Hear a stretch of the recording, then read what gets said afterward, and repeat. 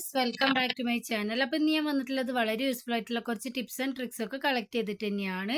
അപ്പോൾ വീഡിയോ എന്തായാലും നിങ്ങൾക്ക് ഉപകാരപ്പെടും. വീഡിയോ എല്ലാവരും ഒന്ന് സ്കിപ്പ് ചെയ്യാതെ കാണുക, ലൈക്ക് ചെയ്യുക, ഷെയർ ചെയ്യുക, സബ്സ്ക്രൈബ് ചെയ്യാതെ കാണുന്ന പുതിയ കൂട്ടുകാർ ആരെങ്കിലും കാണുന്നുണ്ടെങ്കിൽ സബ്സ്ക്രൈബും കൂടെ ചെയ്തൊന്ന് സപ്പോർട്ട് ചെയ്യണേ. അപ്പോൾ നമുക്ക് നേരെ വീഡിയോയിലേക്ക് പോവാം. ഇപ്പം എന്താണെന്ന് കണ്ടു നോക്കിയാലോ. അതിന് വേണ്ടിയിട്ട് ഞാനിവിടെ ഒരു ഗ്ലാസ്സിലേക്ക് കുറച്ച് വെള്ളം ഒഴിച്ചിട്ട് ആവശ്യത്തിന് ഉപ്പും കൂടി ഇട്ട് കൊടുത്തിട്ട് നന്നായിട്ടൊന്ന് മിക്സ് ആക്കി കൊടുക്കുന്നുണ്ട്. ഇനി ഞാൻ എടുത്തത് ഇതുപോലുള്ളൊരു പ്ലാസ്റ്റിക് ബോട്ടിലാണ് കേട്ടോ. ഏത് ബോട്ടിൽ വേണമെങ്കിലും നിങ്ങൾക്ക് എടുക്കാവുന്നതാണ്. എടുക്കുന്ന സമയത്ത് അത്യാവശ്യം ഇതുപോലെ വായ്വട്ടമുള്ള ബോട്ടിൽ എടുക്കാൻ വേണ്ടിയിട്ട് ശ്രദ്ധിക്കുക. ഇനി ഞാൻ ചപ്പാത്തി ഉണ്ടാക്കാൻ ആവശ്യമായിട്ടുള്ള മാവാണ് ഇതിലേക്കൊന്ന് ഇട്ട് കൊടുക്കുന്നത്. എന്നിട്ട് നേരത്തെ നമ്മൾ ഉണ്ടാക്കി വെച്ചിട്ടുണ്ടായിരുന്ന വെള്ളം കുറച്ച് ഒഴിച്ചു കൊടുക്കാം.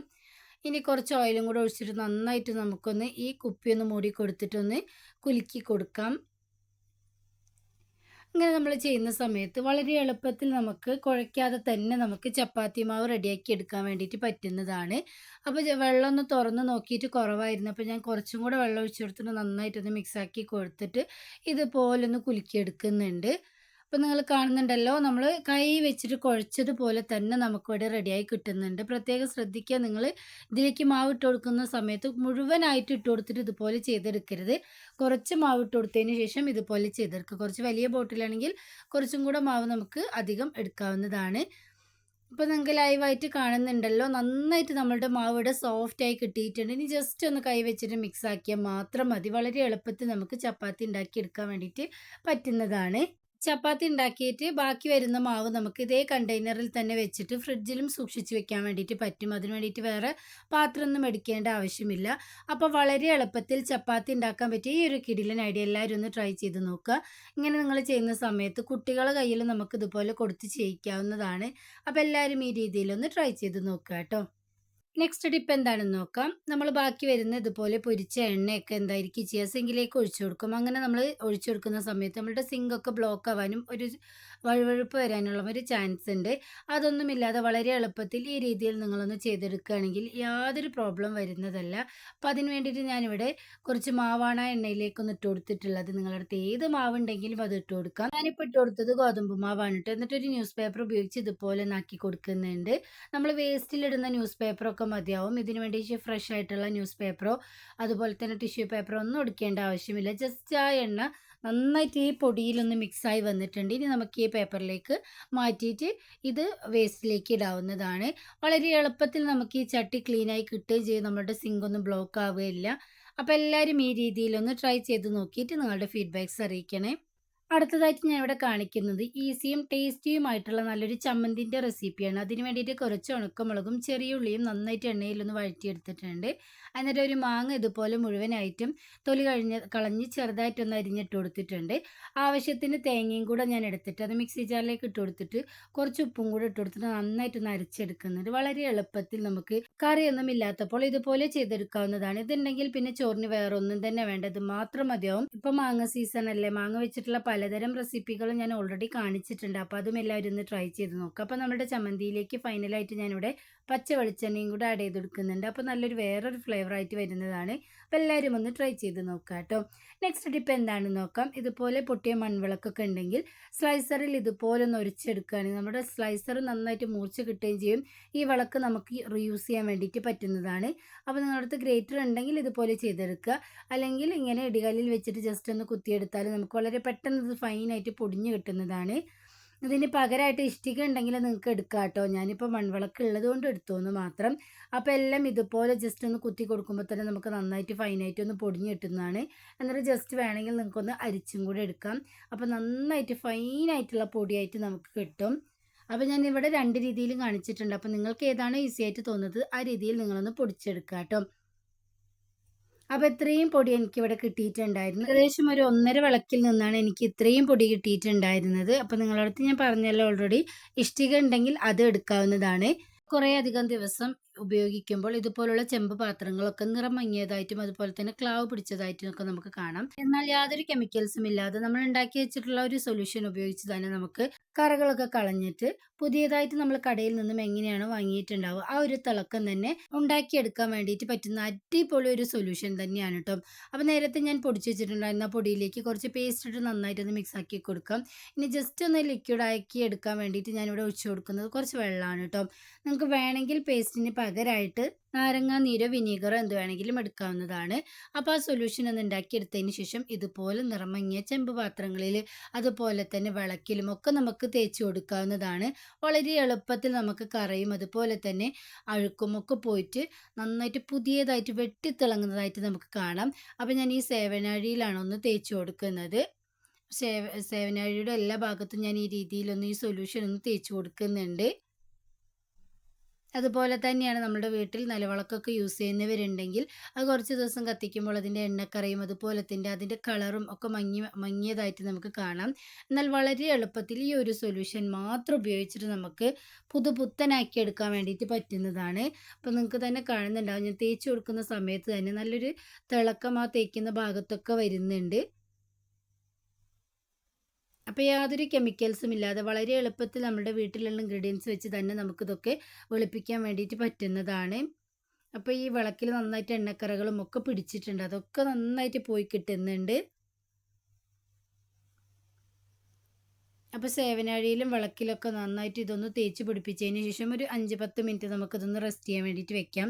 എന്നിട്ട് കഴുകി കളയുകയാണെങ്കിൽ നന്നായിട്ട് നമുക്ക് പുതിയതായിട്ട് തന്നെ വെട്ടിത്തിളങ്ങുന്നതായിട്ട് ലൈവായിട്ട് നിങ്ങൾക്ക് കാണാൻ വേണ്ടിയിട്ട് പറ്റുന്നതാണ്. അപ്പോൾ നിങ്ങളുടെ വീട്ടിൽ ഇതുപോലുള്ള കറയും അതുപോലെ തന്നെ ചെളിയുമൊക്കെ പിടിച്ചിട്ടുള്ള ചെമ്പിൻ്റെ പാത്രങ്ങളുണ്ടെങ്കിൽ ഈ രീതിയിലൊന്ന് നിങ്ങൾ ചെയ്ത് നോക്കുകയാണെങ്കിൽ ഞെട്ടിക്കുന്ന ഒരു റിസൾട്ട് തന്നെയായിരിക്കും നിങ്ങൾക്ക് കിട്ടുന്നത്. അപ്പോൾ നിങ്ങളുടെ അടുത്ത് ഇതുപോലെ പൊട്ടിയ മൺചിര അതൊക്കെ ഉണ്ടെങ്കിൽ വലിച്ചെറിഞ്ഞ് കളയാതെ പൊടിച്ചിട്ടൊരു എയർ ടൈറ്റ് ആയിട്ടുള്ള കണ്ടെയ്നറിൽ ഇട്ട് വെക്കുകയാണെങ്കിൽ ഇതുപോലുള്ള ക്ലീനിങ്ങിനൊക്കെ നമുക്ക് യൂസ് ചെയ്യാൻ വേണ്ടിയിട്ട് പറ്റുന്നതാണ്. അപ്പോൾ ഞാൻ രണ്ടിലും ഇതുപോലെ ഒന്ന് തേച്ച് കൊടുത്തതിന് ശേഷം ബാക്കിയുള്ള സൊല്യൂഷൻ ഉപയോഗിച്ചിട്ട് സിങ്കാണ് കേട്ടോ ക്ലീൻ ചെയ്തെടുക്കുന്നത്. അപ്പോൾ നന്നായിട്ട് ആ സൊല്യൂഷൻ ഞാൻ സിങ്കിലേക്കൊന്ന് ഇതുപോലെ ഒന്ന് കൈവച്ചിട്ട് തേച്ച് കൊടുക്കുന്നുണ്ട്. ബ്രഷോ സ്റ്റീൽ സ്ക്രബ്ബറോ ഒന്നും തന്നെ ഉപയോഗിക്കുന്നില്ല. ഈ ഒരു സൊല്യൂഷൻ മാത്രമാണ് ഞാനൊന്ന് സിങ്കിലേക്ക് ഒന്ന് മിക്സാക്കി ഒഴിച്ച് കൊടുത്തിട്ടുണ്ടായിരുന്നത്. ഇനി ജസ്റ്റ് ഒന്ന് ഞാനിതൊന്ന് കഴുകിയെടുക്കുന്നുണ്ട്. കഴുകിയെടുക്കുമ്പോൾ തന്നെ നിങ്ങൾക്ക് മാറ്റം മനസ്സിലാവുന്നുണ്ടല്ലോ, ലൈവായിട്ട് കാണുന്നുണ്ടല്ലോ, നന്നായിട്ട് അഴുക്കൊക്കെ പോയിട്ട് വെട്ടിത്തിളങ്ങുന്നുണ്ട് നമ്മളുടെ സിങ്കും. ഇനി നമുക്ക് നേരത്തെ എടുത്ത് വെച്ചിട്ടുണ്ടായിരുന്ന വിളക്കും സേവനാഴിയും ഒന്ന് കഴുകിയെടുക്കാം. പണ്ട് നമ്മളെ മുത്തശ്ശിമാരുടെയൊക്കെ കാലത്ത് ഇതുപോലെയൊക്കെയാണ് കേട്ടോ ക്ലീൻ ചെയ്തിരുന്നത്. അവർ കെമിക്കൽസ് ഒന്നും യൂസ് ചെയ്ത് ഈ ഒരു ക്ലീനിങ് ഒന്നും ചെയ്തിട്ടുണ്ടായിരുന്നില്ല. അപ്പോൾ വളരെ പണ്ട് കാലം മുതൽക്ക് തന്നെ നമുക്ക് ചെയ്ത് റിസൾട്ട് കിട്ടിയ നല്ലൊരു കിടിലൻ ടിപ്പ് തന്നെയാണിത്. നമ്മളുടെ കയ്യിനും യാതൊരു ദോഷഫലങ്ങളോ ഒന്നും തന്നെ ഉണ്ടാവുന്നതല്ല. നമ്മൾ വിളക്ക് പൊടിച്ച പൊടിയാണല്ലോ, അതുകൊണ്ട് തന്നെ യാതൊരു സൈഡ് എഫക്റ്റും തന്നെ ഉണ്ടാവുന്നതല്ല. അപ്പോൾ നിങ്ങൾ കണ്ടല്ലോ നമ്മളുടെ വിളക്കും സേവനാഴിയും പുതിയതായിട്ട് നമ്മൾ കടയിൽ നിന്നും എങ്ങനെയാണോ വാങ്ങിയിട്ടുണ്ടായിരുന്നത് ആ രീതിയിലായിട്ട് നമുക്ക് കിട്ടിയിട്ടുണ്ട്. അപ്പോൾ വളരെ എളുപ്പത്തിൽ ഈ രീതിയിൽ നിങ്ങൾ അഴുക്ക് പിടിച്ചിട്ടുള്ള ചെമ്പ് പാത്രങ്ങളും ഇതുപോലുള്ള വിളക്കൊക്കെ ഉണ്ടെങ്കിൽ ഒന്ന് ക്ലീൻ ചെയ്ത് നോക്കുക. നിങ്ങൾക്ക് ശരിക്കും ഷോക്കാവുന്ന റിസൾട്ട് തന്നെയായിരിക്കും കിട്ടുന്നത്. അപ്പോൾ എല്ലാവർക്കും ഈ ടിപ്പ് ഇഷ്ടമായി എന്ന് വിചാരിക്കുന്നു. എല്ലാവരും ഈ രീതിയിലൊന്ന് ട്രൈ ചെയ്ത് നോക്കിയിട്ട് നിങ്ങൾക്ക് റിസൾട്ട് കിട്ടിയോ ഇല്ലയോ എന്ന് ഫീഡ്ബാക്സ് ആയിട്ട് അറിയിക്കാനും കൂടെ മറന്നു പോകരുത്. ടിപ്പ് എന്താണെന്ന് നോക്കാം. വളരെ എളുപ്പത്തിൽ ഗ്യാസ് ഒന്നും ചിലവാക്കാതെ ചോറുണ്ടാക്കിയെടുക്കാൻ പറ്റിയിട്ടുള്ള നല്ലൊരു കിടിലൻ ടിപ്പാണ് ഞാൻ ഇവിടെ പറയുന്നത്. അപ്പോൾ അതിന് വേണ്ടിയിട്ട് ഞാനിവിടെ ഒരു 2 കപ്പ് റേഷൻ അരിയാണ് കേട്ടോ എടുത്തിട്ടുള്ളത്. അപ്പോൾ അത് നമുക്ക് ഉപ്പും കുറച്ച് ബേക്കിംഗ് സോഡ ഇട്ടിട്ട് നന്നായിട്ട് ചുടുവെള്ളം ഒഴിച്ചിട്ടൊന്ന് കഴുകിയെടുക്കാം. അപ്പോൾ അതിൻ്റെ സ്മെല്ലൊക്കെ ഉണ്ടെങ്കിൽ പോവും. അതുപോലെ തന്നെ ബേക്കിംഗ് സോഡ നമ്മളുടെ അരിക്ക് നല്ലൊരു കളറും നൽകുന്നതാണ്. അപ്പോൾ അതിലുള്ള വെള്ള അരിയൊക്കെ ഞാൻ എടുത്ത് കളഞ്ഞിട്ടൊന്നുമില്ല കേട്ടോ. ഒരുപാട് ന്യൂട്രീഷ്യൻസ് ഉള്ള ഒരരി തന്നെയാണ്. അപ്പോൾ അതിൻ്റെ ഡീറ്റെയിൽഡ് ആയിട്ടുള്ള വീഡിയോ ഓൾറെഡി ഞാൻ ചെയ്തിട്ടുണ്ട്, അതുകൊണ്ടാണ് ഇതിൽ ഡീറ്റെയിൽഡ് ആയിട്ടൊന്നും പറയാത്തത്. അപ്പം ഞാൻ അരി നന്നായിട്ട് ഈ രീതിയിലൊന്ന് കഴുകിയെടുത്തിട്ടുണ്ടായിരുന്നു. നിങ്ങളെപ്പോൾ ചോറ് വയ്ക്കാൻ നോക്കുമ്പോഴും അരി നിങ്ങൾ കുറച്ച് സമയം കുതിർത്തതിന് ശേഷം കഴുകിയെടുക്കുകയാണെങ്കിൽ അതിലുള്ള അഴുക്കൊക്കെ പെട്ടെന്ന് പോയി കിട്ടും കേട്ടോ. ആ ടിപ്പും എല്ലാവരും ഒന്ന് ട്രൈ ചെയ്ത് നോക്കണേ. അപ്പോൾ ഞാൻ കുക്കറിൽ ഈ ഒരു അളവിലാണ് വെള്ളം എടുത്തിട്ടുണ്ടായിരുന്നത്. എന്നിട്ട് നന്നായിട്ട് അരി ഒന്ന് തിളച്ച് വരുന്ന സമയത്ത് ഞാനൊരു ചിരട്ടയുടെ പീസാണ് ഇട്ട് കൊടുക്കുന്നത്. ഇത് ഇട്ട് കൊടുക്കുന്ന സമയത്ത് നമ്മളുടെ അരി പെട്ടെന്ന് വെന്ത് കിട്ടുന്നതാണ്. മാത്രമല്ല നമ്മൾ ചിരട്ട കൊളസ്ട്രോൾ കുറയാൻ കുറയാനും അതുപോലെ തന്നെ ഷുഗർ ഉള്ളവർക്കൊക്കെ വളരെ നല്ലതാണ് കേട്ടോ. അപ്പോൾ ചോറ് വയ്ക്കുന്ന സമയത്ത് നിങ്ങൾ ഇതുപോലെ ഒരു ചിരട്ട നന്നായിട്ടൊന്ന് കഴുകിയതിന് ശേഷം ഇട്ട് കൊടുക്കുകയാണെങ്കിൽ നമുക്ക് ഗ്യാസ് ചിലവാതെ പെട്ടെന്ന് ചോറ് വേവിക്കാൻ വേണ്ടിയിട്ട് പറ്റുന്നതാണ്. അതുപോലെ തന്നെ കൊളസ്ട്രോളും ഷുഗർ ഉള്ളവർക്കും വളരെ നല്ലതാണ് കേട്ടോ. ഇതിൻ്റെ ഈ ചിരട്ട വെച്ചിട്ടുള്ള ഡീറ്റെയിൽഡ് വീഡിയോ ഓൾറെഡി ഞാൻ പോസ്റ്റ് ചെയ്തിട്ടുണ്ട്. അപ്പോൾ അതെല്ലാവരും ഒന്ന് കണ്ടു നോക്കണേ. ജസ്റ്റ് ഒന്ന് വിസിൽ വരാനാകുമ്പോൾ ഞാൻ അടുപ്പ് ഓഫ് ചെയ്ത് വെച്ചിരുന്നു. എന്നിട്ട് ഒരു 10 മിനിറ്റിന് ശേഷം ഞാൻ ഓപ്പൺ ചെയ്ത് നോക്കുമ്പോൾ അരി നമുക്ക് നന്നായിട്ട് ഇവിടെ വെന്ത് കിട്ടിയിട്ടുണ്ട്. ഈ സമയത്താണ് ഞാനിവിടെ ചിരട്ട എടുത്ത് ഒഴിവാക്കിയിട്ടുണ്ടായിരുന്നത്. കുക്കറിൽ ദം റൈസ് പോലെ നമ്മൾ ഉണ്ടാക്കിയിട്ട് ഷുഗർ പേഷ്യൻസിനൊക്കെ കൊടുക്കുകയാണെങ്കിൽ അത് അവരുടെ ഷുഗർ കൂടാൻ വേണ്ടിയിട്ട് കാരണമാവുന്നതാണ്. അപ്പോൾ അതിന് വേണ്ടിയിട്ട് നമുക്ക് നന്നായിട്ട് തന്നെ ഒരു 2, 3 പ്രാവശ്യം വെള്ളം ഒഴിച്ചിട്ട് തണുത്ത വെള്ളം ഒഴിക്കുക കേട്ടോ. ഒഴിച്ചിട്ട് നന്നായിട്ടൊന്ന് നമ്മൾ ഊറ്റിയെടുക്കുകയാണെങ്കിൽ ആ ഒരു പ്രോബ്ലം നമുക്ക് വരുന്നതല്ല. ഷുഗർ പേഷ്യൻസിനായാലും കൊളസ്ട്രോൾ ഉള്ളവർക്കായാലും ഈ രീതിയിൽ ചോറുണ്ടാക്കി കഴിക്കുകയാണെങ്കിൽ യാതൊരു പ്രോബ്ലം വരില്ല കേട്ടോ. ഇനി ഈ ചോറ് ഊറ്റിയെടുക്കാൻ വേണ്ടിയിട്ട് ഞാൻ വേറെ പാത്രമൊന്നും എടുക്കുന്നില്ല. ഈ ഒരു കുക്കറിൻ്റെ വാസർ വിസിലൊന്ന് മാറ്റി കൊടുത്തതിന് ശേഷം കുക്കറിൽ തന്നെയാണ് കേട്ടോ ഊറ്റിയെടുക്കുന്നത്. വളരെ എളുപ്പത്തിൽ നമുക്കിത് ഊറ്റിയെടുക്കാൻ വേണ്ടിയിട്ട് പറ്റുന്നതാണ്. അപ്പോൾ ഇത്രയേ ഉള്ളൂ കേട്ടോ. വളരെ എളുപ്പത്തിൽ കുക്കറിൽ നമുക്ക് വളരെ പെർഫെക്റ്റ് ആയിട്ട് മണി പോലെയുള്ള അരി ഗ്യാസൊന്നും ചിലവാകാതെ തന്നെ ഉണ്ടാക്കാൻ പറ്റിയ നല്ലൊരു കിടിലൻ ടിപ്സ് നിങ്ങൾക്ക് എല്ലാവർക്കും ഇഷ്ടമായി എന്ന് ഞാൻ വിചാരിക്കുന്നു. അപ്പോൾ ഈ രീതിയിൽ നിങ്ങളൊന്ന് ചോറുണ്ടാക്കി നോക്കുക കേട്ടോ.